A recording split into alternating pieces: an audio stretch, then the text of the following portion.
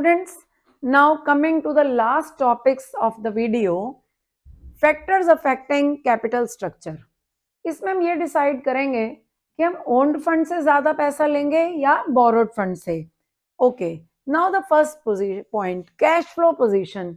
अगर हमारे बिजनेस की कैश फ्लो पोजीशन स्ट्रांग है तो हम डेट यूज कर सकते हैं, क्योंकि डेट को पे करने के लिए हमें कैश की जरूरत है, प्रिंसिपल अमाउंट चाहे पे करना हो या इंटरेस्ट पे करना हो. Now the next point is interest coverage ratio. ICR accounts में भी पढ़ी. इसका मतलब क्या है कि EBIT upon interest, it is a formula. कि इसका मतलब यह है कि हमारे बिजनेस की अगर आईसीआर अच्छी जा रही है तो इसका मतलब हमारे पास सफिशिएंट प्रॉफिट्स हैं इंटरेस्ट को पे करने के लिए. ओके, तो अगर हमारी आईसीआर गुड है तो इसका मतलब हम डेट को यूज कर सकते हैं, क्योंकि हम इजीली इंटरेस्ट कवर कर पाएंगे. Okay, now the next is debt service coverage ratio, DSCR. देखिए, फर्स्ट पॉइंट में हम कैश की बात कर रहे हैं, लेकिन हम यहां पर प्रॉफिट्स की तो बात ही नहीं कर रहे. सेकेंड पॉइंट्स में हम प्रॉफिट की बात कर रहे हैं लेकिन कैश की बात नहीं कर रहे, जबकि हमारे पास प्रॉफिट भी होना चाहिए और कैश भी होना चाहिए. तो DSCR इन दोनों डेफिशिएंसीज को पूरा करती है. अगर जिस कंपनी की DSCR गुड आ रही है तो इसका मतलब कंपनी के पास कैश भी सफिशिएंट है और प्रॉफिट्स भी सफिशिएंट है, क्योंकि इसमें जितने भी हमारे नॉन कैश आइटम्स होते हैं उनका इफेक्ट हम निकाल देते हैं अपने प्रॉफिट्स में से. Formula is written. फॉर्मूला पे अभी तक तो कभी कोई क्वेश्चन नहीं पूछा गया, लेकिन आप ये कर ले. Fourth point is ROI, return on investment. अभी अभी मैंने ट्रेडिंग ऑन इक्विटी के टॉपिक में समझा दिया. If ROI is greater than interest then company should use debt, otherwise not. ये ट्रेडिंग ऑन इक्विटी से डिटेल में जाके समझिए वाला पॉइंट.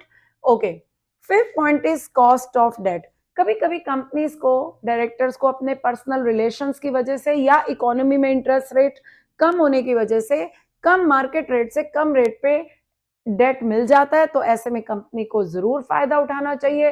क्यों ना उठाएं भाई, तो कंपनी को डेट ले लेना चाहिए अगर इजीली मिल रहा है. Next point is tax rate. अभी अभी ट्रेडिंग ऑन इक्विटी के टॉपिक में हमने डिटेल में पढ़ा कि कंपनी जितना ज्यादा डेट यूज करेगी कंपनी को उतना ज्यादा इंटरेस्ट पे करना पड़ेगा, और इंटरेस्ट पे जितना ज्यादा करेगी उतना टैक्स का सेविंग हो जाएगा, कंपनी को टैक्स कम पे करना पड़ेगा. तो ऐसे केस में अगर गवर्नमेंट का टैक्स रेट हाई है तो उतनी ज्यादा हमारी टैक्स की सेविंग होगी. तो ऐसे में कंपनी को हाई रेट ऑफ टैक्स में डेट ज्यादा यूज करना चाहिए, और अगर टैक्स रेट कम है तो फिर कंपनी अपना कैपिटल स्ट्रक्चर कुछ और चूज कर सकती है. Now the next point is cost of equity. ये थोड़ा सा टिपिकल पॉइंट है, इसको ध्यान से समझिएगा. कॉस्ट ऑफ इक्विटी ऐसा होता है कि कंपनी जब एक लेवल से बियॉन्ड जाकर डेट यूज करती है तो इक्विटी वाले भाव खाने लग जाते हैं, अकड़ जाते हैं. वो कहते हैं कि भाई कंपनी को कि तुमने तो हमारा रिस्क बहुत ज्यादा बढ़ा दिया है, क्योंकि तुम डेट लिए जा रहे हो, सारी एसेट्स तो डेट वालों के पास मोर्टगेज हो रही हैं, तो उनका रिस्क बढ़ जाता है. तो ऐसे में कंपनीज क्या करती हैं कि इक्विटी शेयर होल्डर बहुत अकड़ जाएंगे तो वो ज्यादा एक्सपेक्ट करेंगे डिविडेंड. तो ऐसे में कंपनीज एक लेवल तक ही आकर डेट यूज करते हैं, क्योंकि जितना ज्यादा इक्विटी डेट के ऊपर, repeat students, next point is cost of equity. Cost of equity में क्या होता है कि कंपनी अगर एक लेवल से ज्यादा डेट यूज करती है तो इक्विटी वाले अकड़ जाते हैं, भाव खाने लगते हैं. भाई तुमने तो, कंपनी को बोलते हैं, हमारा बहुत ज्यादा रिस्क बढ़ा दिया है, क्योंकि सारी तो एसेट्स मोर्टगेज होती जा रही हैं डेट वालों के पास. तो ऐसे में वो ज्यादा रिटर्न्स एक्सपेक्ट करने लगते हैं. तो कंपनी से कोशिश करती हैं कि ये बहुत ज्यादा अकड़ ना जाए, इसलिए डेट को एक लेवल तक ही यूज करो. चलिए, next point is flotation cost.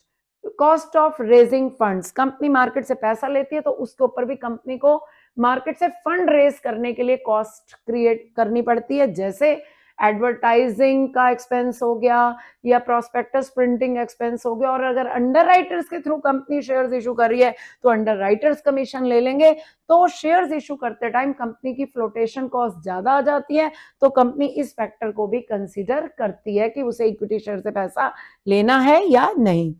Next point is control. ये तो आपको मालूम ही होगा स्टूडेंट्स कि इक्विटी शेयर होल्डर के पास वोटिंग राइट होता है, वो अपनी वोट की पावर के थ्रू कंपनी के अफेयर्स में कंट्रोल करता है।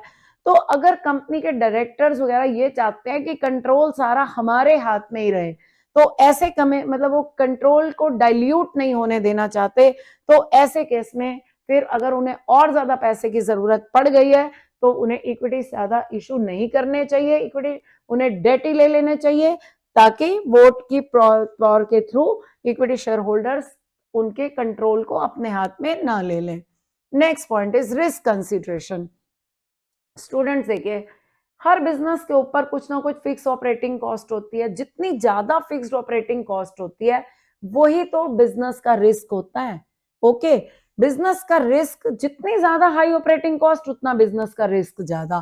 तो अगर किसी बिजनेस में ऑलरेडी ऑपरेटिंग कॉस्ट ज्यादा है यानी बिजनेस रिस्क ज्यादा है, और ऊपर से कंपनी ने डेट ले लिया यानी फाइनेंशियल रिस्क बढ़ा लिया, तो दोनों रिस्क मिला के टोटल रिस्क बहुत ज्यादा एक्सीड कर जाएगा। तो इसलिए फिक्स्ड ऑपरेटिंग कॉस्ट जहां हाई है, बिजनेस रिस्क ज्यादा है, वहां कंपनी को कम डेट लेना चाहिए।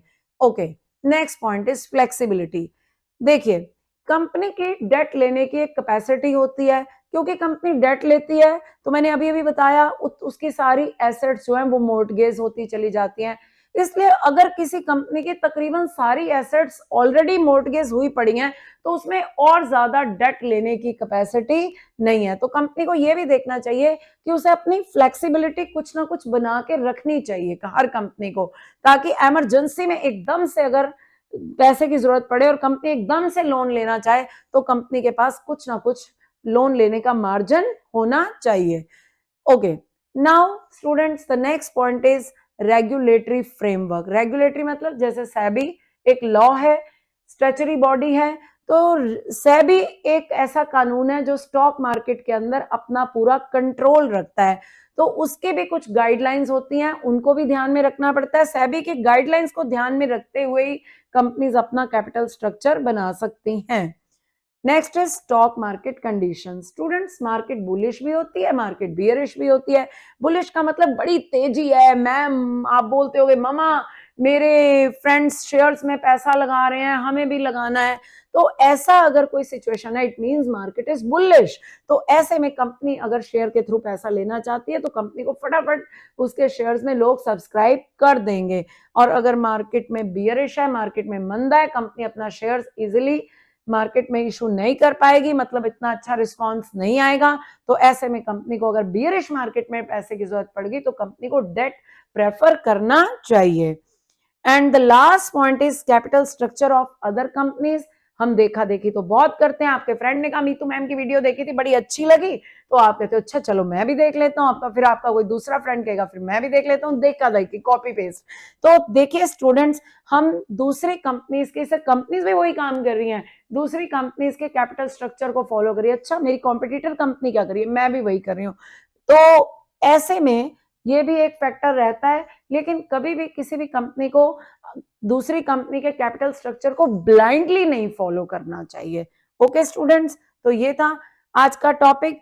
एक क्वेश्चन और है, फैक्टर फैक्टिंग फाइनेंसिंग डिसीजन, उसमें भी सेम आंसर है, बिल्कुल सेम है, पर उसमें 7 पॉइंट्स हैं इंस्टेड ऑफ 14 पॉइंट्स, और वो 7 पॉइंट्स मैंने यहाँ बोर्ड पे लिख दिए। Cost of debt, risk, flotation cost and cash flow position, fixed operating cost, students control and state of capital market.